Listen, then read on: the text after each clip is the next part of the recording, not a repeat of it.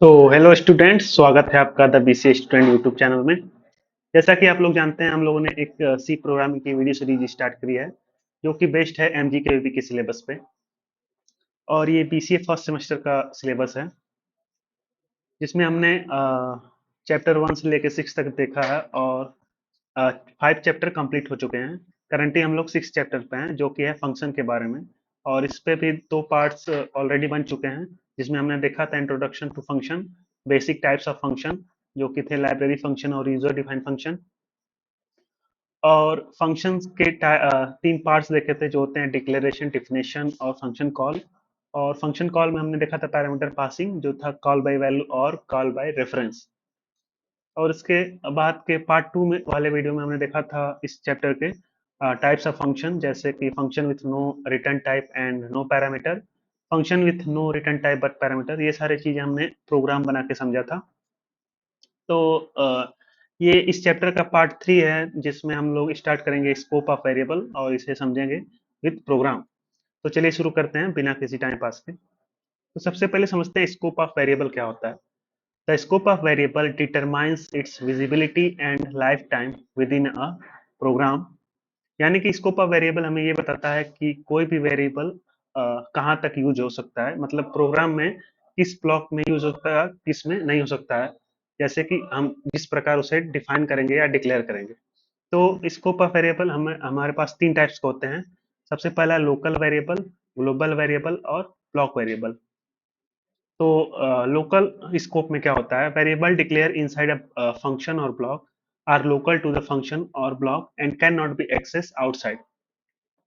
तो जब हम लोकल वेरिएबल डिक्लेयर करते हैं किसी फंक्शन के अंदर, तो उसे हम उसी फंक्शन के अंदर ही बस यूज कर सकते हैं, उसे बाहर यूज नहीं कर सकते हैं।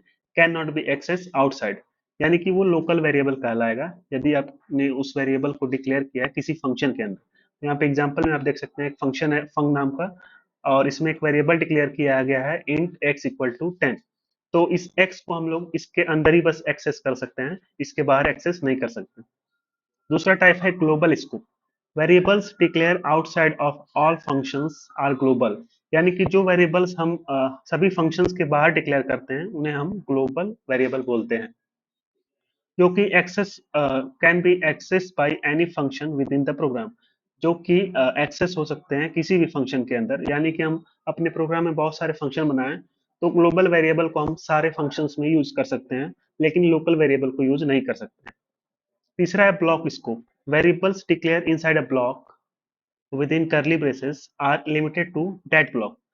तो ब्लॉक स्कोप, जैसे कि हम लोग इफ के अंदर कोई वेरिएबल डिक्लेयर कर रहे हैं तो हम सिर्फ इफ के अंदर ही उसका यूज कर सकते हैं, उसके बाहर यूज नहीं कर सकते हैं। इसे हम लोग ब्लॉक स्कोप बोलेंगे, जो कि दो करली ब्रेसेस के अंदर होता है, या किसी लूप के अंदर हम डिक्लेयर कर रहे हैं तो उस लूप के अंदर ही यूज कर सकते हैं, बाहर यूज नहीं कर सकते, तो इसे हम ब्लॉक स्कोप बोलते हैं।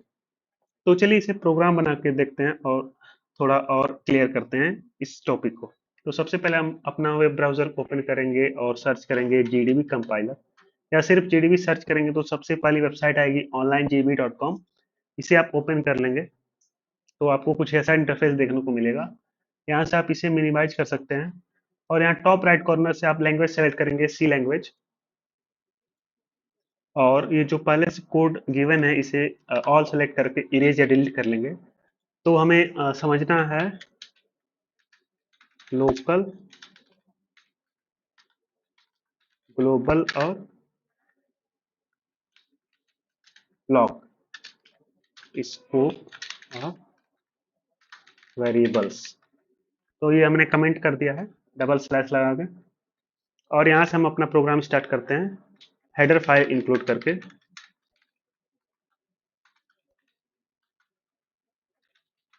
दूसरी लाइन में हम लोग मेन फंक्शन स्टार्ट करेंगे इंट मेन, और लास्ट में हम रिटर्न 0 कर देंगे, जो कि ये इंडिकेट करता है कि हमारा प्रोग्राम सक्सेसफुल एग्जीक्यूट हुआ है लास्ट लाइन तक। तो ये एक फंक्शन है, जैसे कि आप देख सकते हैं ये एक फंक्शन है। तो हमने पढ़ा है कि फंक्शन के अंदर जो कोई भी वेरिएबल हम डिक्लेयर करते हैं तो वो लोकल वेरिएबल कहलाता है। तो चलिए इसमें एक वेरिएबल डिक्लेयर करते हैं इंट x इक्वल टू 5, इसमें वैल्यू भी इनिशियलाइज कर देते हैं और इसे हम प्रिंट कर लेते हैं परसेंटेज x। चलिए इसे रन करा के देखते हैं। तो यहाँ पे देखिए 5 प्रिंट होके आ चुका है। यानी कि हमने इस वेरिएबल को डिक्लेयर किया एक फंक्शन के अंदर और इस फंक्शन के अंदर ही यूज कर लिया।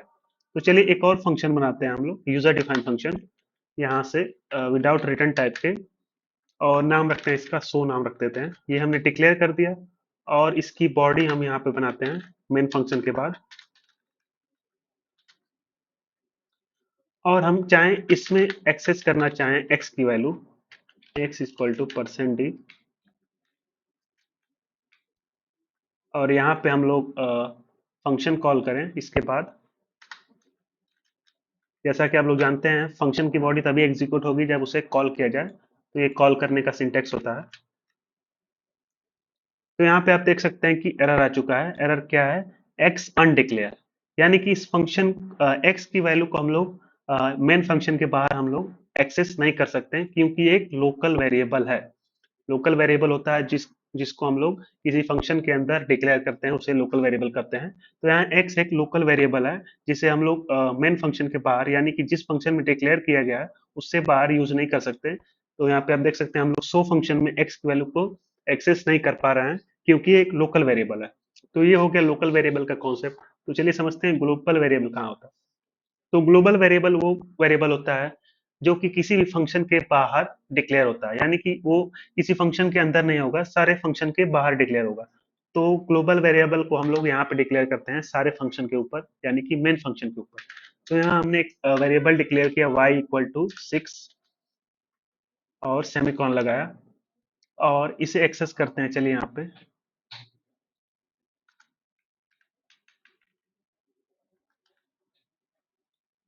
यहाँ पे आप देख सकते हैं y इक्वल टू 6 प्रिंट होके आ चुका है, जो कि एक ग्लोबल वेरिएबल है। और इसे हम लोग सो फंक्शन में भी यूज कर सकते हैं और मेन फंक्शन में भी यूज कर सकते हैं। तो चलिए यहाँ पे हम अब मेन फंक्शन में भी y की वैल्यू प्रिंट करके देखते हैं, y इन मेन फंक्शन।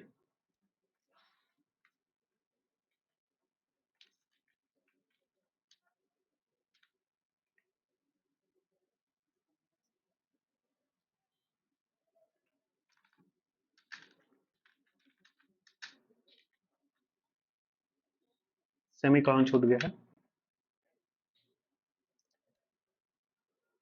तो यहाँ आप देख सकते हैं हमने y की वैल्यू को मेन फंक्शन के अंदर भी एक्सेस कर लिया है और सो फंक्शन के अंदर भी एक्सेस कर लिया है। तो यहाँ पे y एक ग्लोबल वेरिएबल कहलाएगा और x लोकल वेरिएबल। तो लोकल वेरिएबल किसी फंक्शन के अंदर हम डिक्लेयर करते हैं। जैसे मान लीजिए हम सो फंक्शन के अंदर एक और वेरिएबल डिक्लेयर करते हैं, इंट z इक्वल टू, चलिए 9 ले लेते हैं, और इसे हम प्रिंट करना चाहेंगे इसी फंक्शन के अंदर, तो हम इसे एक्सेस कर लेंगे या प्रिंट कर लेंगे। Z equal to slash n लगा देते हैं न्यू लाइन के लिए, और z equal to percent d, और यहाँ पे जेड वेरिएबल, और यहाँ पे भी स्लैश एन लगा देते हैं, और यहाँ पे भी। तो चलिए इसे रन करा के देखते हैं। तो यहाँ पे देखिए जेड की वैल्यू हमने एक्सेस कर ली है या इसे प्रिंट कर लिया है, क्योंकि हमने जेड की वैल्यू इसी फंक्शन के अंदर डिक्लेयर किया था और यहीं पे यूज कर लिया है। यदि आप चाहेंगे कि जेड वेरिएबल को इस फंक्शन के बाहर यूज करना, यानी कि मेन फंक्शन के अंदर यूज करना चाहेंगे, तो आप नहीं कर पाएंगे, क्योंकि एक लोकल वेरिएबल है। चाहे तो आप देख सकते हैं, यहाँ पे हम देखते हैं Z equal to percent d, और यहाँ पे जेड हमने प्रिंट किया। तो देखिए क्या होगा। तो देखिए यहाँ पे आप देख सकते हैं जेड इज अनडिक्लेयर। तो क्योंकि जेड एक लोकल वेरिएबल है जो कि किसी फंक्शन के अंदर ही बस यूज कर सकते हैं, तो ये फंक्शन के बाहर यूज नहीं हो सकता। तो ये है लोकल और ग्लोबल वेरिएबल का कॉन्सेप्ट। तीसरा था ब्लॉक वेरिएबल। तो ब्लॉक वेरिएबल किसी लूप कंट्रोल या डिसीजन मेकिंग स्ट्रक्चर में यूज करते हैं। तो जैसे कि यहाँ पे चलिए इसे सब इरेज कर लेते हैं।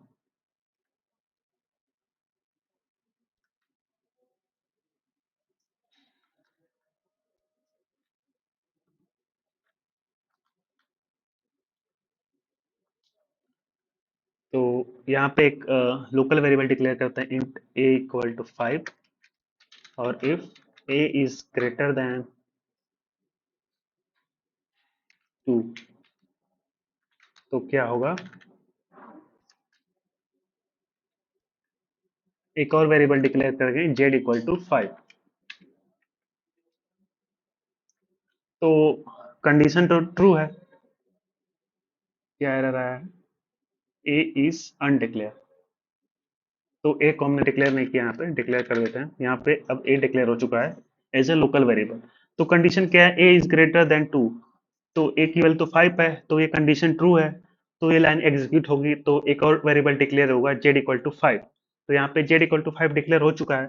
तो यदि आप चाहें इसे बाहर यूज करना, print Z equal to percent d, और इसे जेड को प्रिंट करना चाहेंगे हम, तो देखिए क्या होता है। तो यहाँ पे देखिए एरर आ चुका है क्योंकि जेड अनडिक्लेयर है। तो ये एक ब्लॉक वेरिएबल है, यानी कि हम इसी ब्लॉक में यूज कर सकते हैं, इस ब्लॉक के बाहर यूज नहीं कर सकते। आप इसको यहाँ पे यूज कर सकते हैं इस ब्लॉक के अंदर, क्योंकि एक ब्लॉक वेरिएबल है, इसका स्कोप ब्लॉक स्कोप है। तो यहाँ पे देखिए आप जेड इक्वल टू 5 यूज कर सकते हैं। तो ये रहा ब्लॉक स्कोप का कॉन्सेप्ट, जो कि किसी ब्लॉक के अंदर ही यूज करते हैं, दो कर्ली ब्रेसेस के अंदर, इसके बाहर यूज नहीं कर सकते। तो हमने देखा लोकल वेरिएबल, ग्लोबल वेरिएबल और ब्लॉक स्कोप वेरिएबल। तो चलिए अब देखते हैं आगे क्या है। स्कोप ऑफ वेरिएबल हमने कवर कर लिया है। नेक्स्ट टॉपिक है स्टोरेज क्लासेस। तो स्टोरेज क्लासेस क्या होते हैं, चलिए समझते हैं। Storage classes define the scope, life time and visibility of variables और functions within a C program.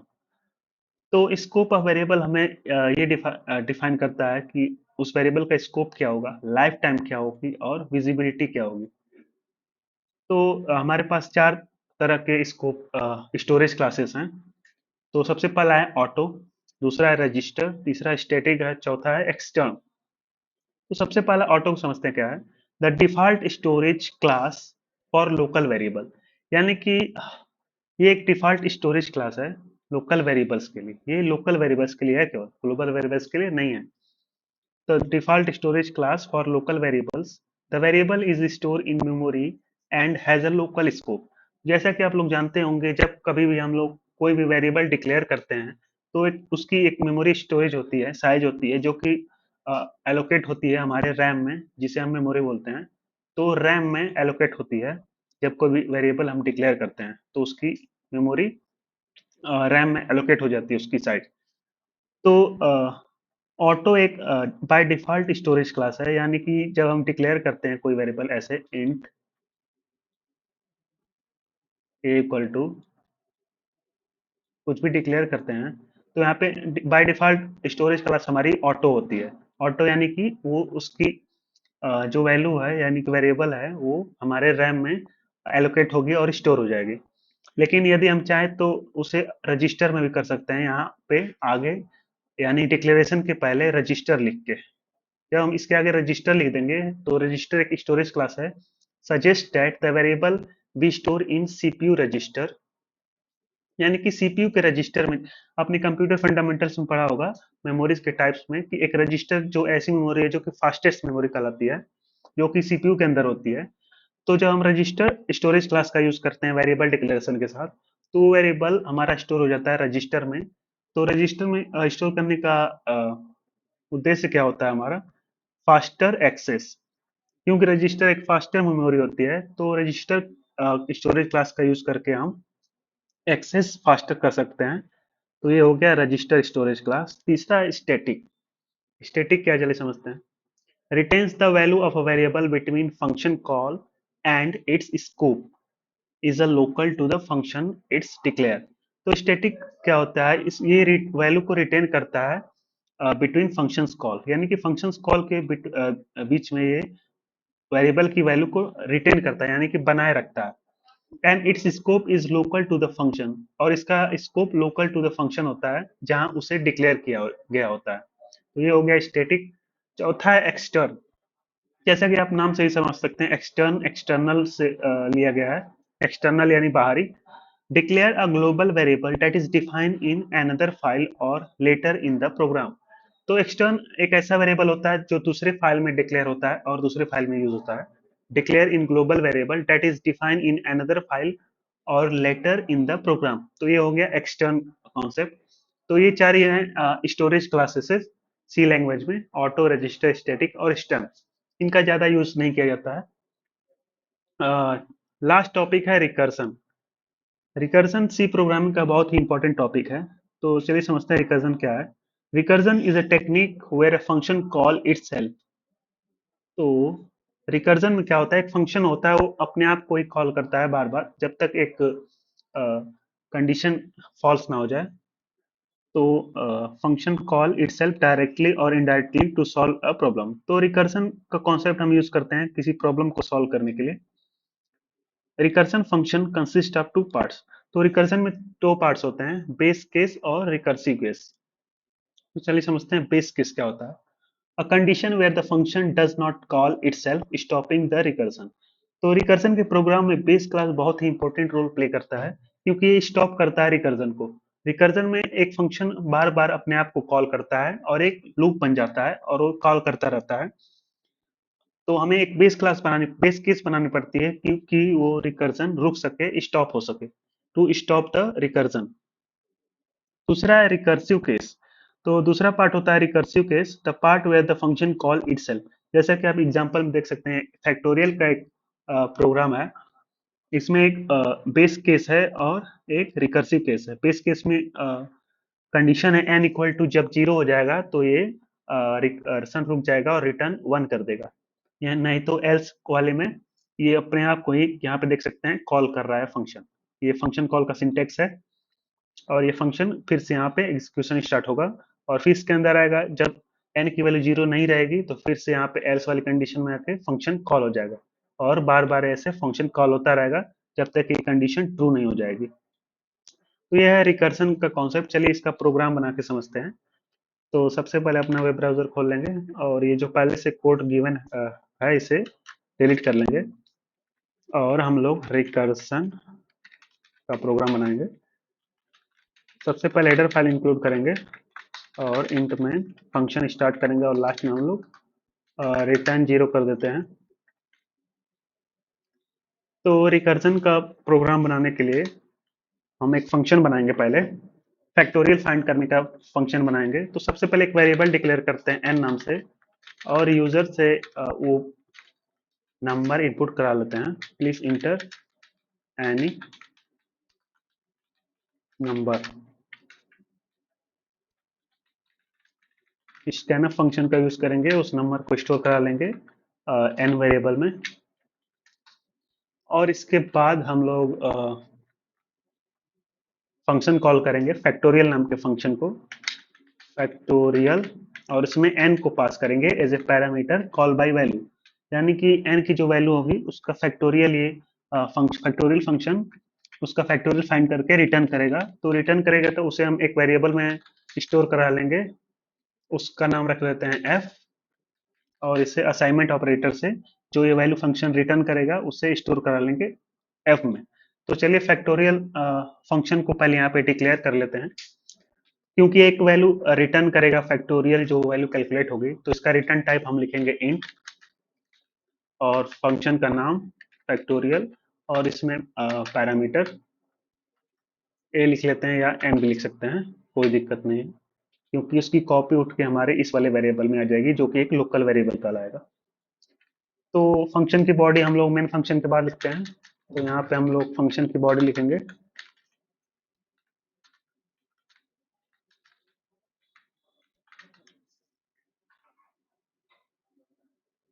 तो जैसा कि आप लोग जानते हैं कि रिकर्सन का प्रोग्राम बनाना है हमें, तो रिकर्सन की मदद से हमें फैक्टोरियल फाइंड करना है। तो तो इसमें बेस केस होगा एक पहले। तो बेस केस हम बनाते हैं, if n equal to zero जब हो जाए तो क्या रिटर्न करे, ये रिटर्न वन। जब बेस केस ये बेस केस है यानी कि n की वैल्यू जब जीरो रहता है फैक्टोरियल क्या होगा, वन होगा। एल्स में एल्स में रिटर्न करेंगे हम लोग, क्या रिटर्न करेंगे, यहाँ पे देख सकते हैं आप एग्जांपल में। एल्स में क्या किया है, return n into factorial n minus one. Return n into factorial n minus one. जैसा कि आप लोग जानते हैं कि फैक्टोरियल क्या होता है, multiple of all numbers less than given number. यानी कि हमें फाइव का फैक्टोरियल चाहिए तो five into four into three into two into one होगा। तो एज एग्जाम्पल हम लोग चलिए उसी यहीं पे समझते हैं। फैक्टोरियल रिकर्सन से कैसे फाइंड होगा? एक छोटा नंबर लेके देखेंगे इजीली समझने के लिए। तो मान लीजिए इस प्रोग्राम में हमने एज ए पैरामीटर 3 पास किया, तो 3 का फैक्टोरियल फाइंड करने के लिए इस फंक्शन फैक्टोरियल फंक्शन को कॉल किया, तो यहाँ पे n की वैल्यू हो जाएगी 3। तो सबसे पहले कंडीशन चेक होगी n इज इक्वल टू 0। तो n की वैल्यू तो 3 है, तो ये कंडीशन फॉल्स हो जाएगी। तो एल्स वाले ब्लॉक में एग्जीक्यूशन स्टार्ट होगा। तो यहाँ पे ये फंक्शन क्या कर रहा है, रिटर्न कर रहा है n into factorial n minus one. तो रिटर्न करने से पहले पूरा कैलकुलेट होता है, जैसे कि आप लोग जानते होंगे। तो यहाँ पे देखिए फिर से कॉल हो जा रहा है फंक्शन फैक्टोरियल, फिर से कॉल हो जा रहा है। तो यहाँ पे अब n की वैल्यू तो 3 थी, तो 3 into factorial n minus one. तो n माइनस वन क्या होगा, 3 माइनस वन हो जाएगा 2। तो फैक्टोरियल फंक्शन में फिर से 2 पास हो जाएगा एज ए पैरामीटर। हम पूरा लिख देते हैं, फैक्टोरियल 2 एफ लिखते हैं, आप समझ जाइएगा। तो यहाँ पे देखिए फंक्शन कॉल फिर से हो जा रहा है फैक्टोरियल नाम का, और इसमें अब 2 पास हो रहा है। तो यहाँ पे अब देखिए 2 फिर से पास हो रहा है, तो यहाँ पे फिर से फंक्शन कॉल होगा, और अब 2 एज ए पैरामीटर यहाँ पे आ गया। अब n की वैल्यू 2 हो गई, फिर से कंडीशन यहाँ पे चेक होगी, n is equal to 0। n की वैल्यू तो 2 है, तो कंडीशन फॉल्स है, तो एल्स वाले ब्लॉक में आएगा। अब यहाँ पे फिर से रिटर्न करेगा n इंटू, n की वैल्यू 2 है, n into factorial of n minus one, यानी कि f ऑफ 2 माइनस वन हो जाएगा 1। तो अब 1 का फैक्टोरियल। अब देखिए यहाँ पे फिर से एक फंक्शन कॉल हुआ। अब f अब 1 एज ए पैरामीटर यहाँ पे जाएगा, और अब n की वैल्यू 1 हो जाएगी यहाँ पे। अब n की वैल्यू 1 हो जाएगी, फिर से कंडीशन चेक होगी, n is equal to 0, condition फिर से फॉल्स है, तो रिटर्न वाले स्टेटमेंट में आएगा फिर से, और n into factorial n minus one हो जाएगा। n की वैल्यू यहाँ पे देखिए 1 आई थी यहाँ पे एज ए पैरामीटर, तो 1 into factorial of n minus one, यानी कि 1 माइनस वन हो जाएगा 0। तो अब यहाँ पे देख सकते हैं फिर से फंक्शन कॉल हुआ है और 0 पास हुआ है एज ए पैरामीटर। तो यहाँ पे 0 अब आ गया। अब n की वैल्यू 0 हो चुकी है, तो ये कंडीशन देखिए यहाँ पे अब ट्रू हो चुकी है, n इज इक्वल टू 0। तो ये फंक्शन अब रिटर्न करेगा 1। देखिए यहाँ पे रिटर्न कर रहा है 1, यानी कि जब n की वैल्यू 0 हो जाएगी तो ये रिटर्न करेगा 1। तो यहाँ पे अब देखिए अब इस वाले हिस्से की, यानी कि जब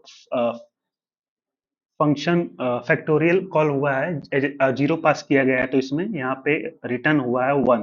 तो यहाँ पे आपका 1 आ जाएगा। तो फैक्टोरियल ऑफ 0 हो जाएगा आपका 1। तो यहाँ पे हम 1 लिख देते हैं, और 1 इंटू वन क्या हो जाएगा आपका 1। तो जब फैक्टोरियल ऑफ 1 कॉल किया गया था, तो ये वैल्यू रिटर्न हुई थी, यानी कि ये 1 रिटर्न हो जाएगा इसको, F1 को, यानी फैक्टोरियल ऑफ 1 को रिटर्न हो जाएगा 1। ये 1 जो कैलकुलेट हुआ है इसको रिटर्न तो होगा, ये कॉल किया था तभी तो ये सब कैलकुलेट हुआ है। तो यहाँ पे अब हो जाएगा आपका 1 हो जाएगा यहाँ पे, ये 1 इसको रिटर्न हो जाएगा। अब ये कैलकुलेट होगा, 2 इंटू वन हो जाएगा आपका 2, और ये 2 रिटर्न हो जाएगा इस वाले को, F इंटू टू, यानी कि F ऑफ 2, यानी फैक्टोरियल ऑफ 2 जब कॉल हुआ था तब कैलकुलेट होके ये 2 वैल्यू आई है, और ये 2 रिटर्न हो जाएगा उसको, और यहाँ पे आ जाएगा 2। अब ये 3 इंटू टू आपका हो जाएगा 6, और 6 रिटर्न हो जाएगा जिसने इसको कॉल किया था। तो जिसने इसको कॉल किया था वो था मेन फंक्शन के अंदर, तो 6 वैल्यू रिटर्न हो जाएगी। तो यहाँ पे आप देख सकते हैं प्रोग्राम में लास्ट में 6 वैल्यू जो रिटर्न होगी यहाँ पे रिटर्न हो जाएगी जब हम 3 देंगे एज ए नंबर, और 6 स्टोर हो जाएगा एफ वाले वेरिएबल में, और हम इसे प्रिंट कर लेंगे, printf factorial is equal to %d, और यहाँ पे हम लोग एफ को प्रिंट कर देंगे। तो चलिए रन करा के देखते हैं। तो यहाँ पे देखिए एरर आया है। एरर कहाँ है, मेन फंक्शन में, अनडिफाइंड रेफरेंस टू फैक्टोरियल। तो कुछ स्पेलिंग में गलत होगा, फैक्टोरियल सही है, फैक्टोरियल यहाँ पे आप देख सकते हैं स्पेलिंग गलत मिस्टेक है, फैक्टोरियल अब ठीक है। तो यहाँ पे आप देखिए 3 एज ए पैरामीटर पास करते हैं, तो फैक्टोरियल 6 प्रिंट होके आ चुका है। तो ये एक रिकर्सन का प्रोग्राम था, जैसा कि आपने देखा। सबसे पहले हमने एक वेरिएबल डिक्लेयर किया इंट एन से, और इसमें एक यूजर को मैसेज दिया प्रिंट इंटर एनी नंबर, और उस वैल्यू को हमने एन वेरिएबल में स्टोर करा लिया, और उस एन वैल्यू को हमने एज ए पैरामीटर पास किया फैक्टोरियल फंक्शन में। तो इस फंक्शन में हमने जब ने इस एन वैल्यू यानी कि एज ए 3 मान के चलते हैं एग्जांपल के तौर पर, तो ये 3 पास हुआ इस फैक्टोरियल वाले फंक्शन के ब्लॉक वाले कोड पे। अब यहाँ पे n की वैल्यू 3 हो जाएगी और 3 हो जाएगी। इसके बाद यहाँ पे कंडीशन चेक होगी, if n is equal to 0 तो कंडीशन फॉल्स होगी तो एल्स वाले ब्लॉक में आएगा और यहाँ पे रिटर्न करेगा n into factorial n minus one. तो रिटर्न करने से पहले ये कैलकुलेट होगी वैल्यू।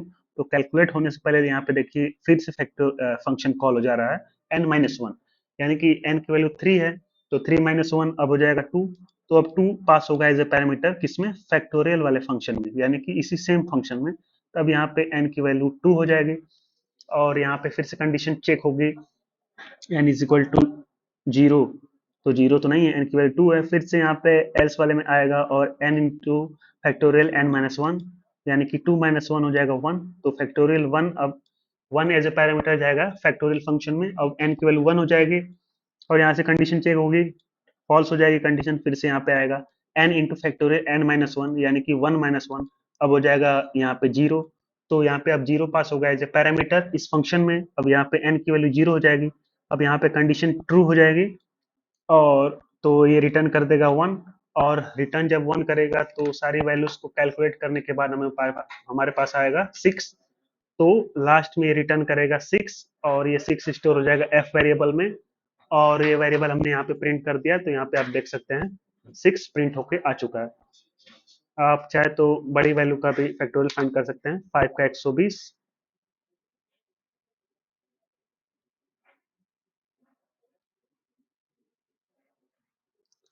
तो ये था हमारा रिकर्जन का प्रोग्राम और ये कॉन्सेप्ट था जो कि बहुत ही इंपॉर्टेंट कॉन्सेप्ट है रिकर्जन किसी भी प्रोग्रामिंग लैंग्वेज में। बड़ी बड़ी प्रॉब्लम सॉल्व करने के लिए यूज होता है रिकर्जन का। जैसा कि आपने देखा हमने फैक्टोरियल का प्रोग्राम सॉल्व किया रिकर्जन का यूज करके। तो समरी क्या है, functions are fundamental parts of structure programming in C, allowing you to divide your program into smaller manageable parts. जैसा कि आपने देखा हम अलग अलग टास्क के लिए अलग अलग फंक्शन बना सकते हैं जो कि डिवाइड करेगा हमारे प्रोग्राम को स्मॉलर और manageable parts. Understanding the different types of function, how to declare, define and call them, as well as concepts of parameter passing। तो हमने पैरामीटर पासिंग देखा, वेरिएबल स्कोप देखा, स्टोरेज क्लास और recursion देखा, is a crucial for effective C program. तो यहाँ हमारा chapter 6 जो था फंक्शन के बारे में वो कंप्लीट होता है और बीसीए सी प्रोग्रामिंग का फर्स्ट सेमेस्टर का सिलेबस कंप्लीट होता है इस वीडियो में। उम्मीद है आपको ये वीडियो सीरीज पसंद आई हो। ये वीडियो सीरीज यहाँ पे कंप्लीट होती है पूरी। तो नेक्स्ट वीडियो हमारी रहेगी बीसीए सेकेंड सेमेस्टर के सी प्रोग्रामिंग के सिलेबस पे, तो वो भी कुछ दिनों में आ जाएगी। तो चलिए मिलते हैं नेक्स्ट वीडियो में, तब तक के लिए ओके बाय।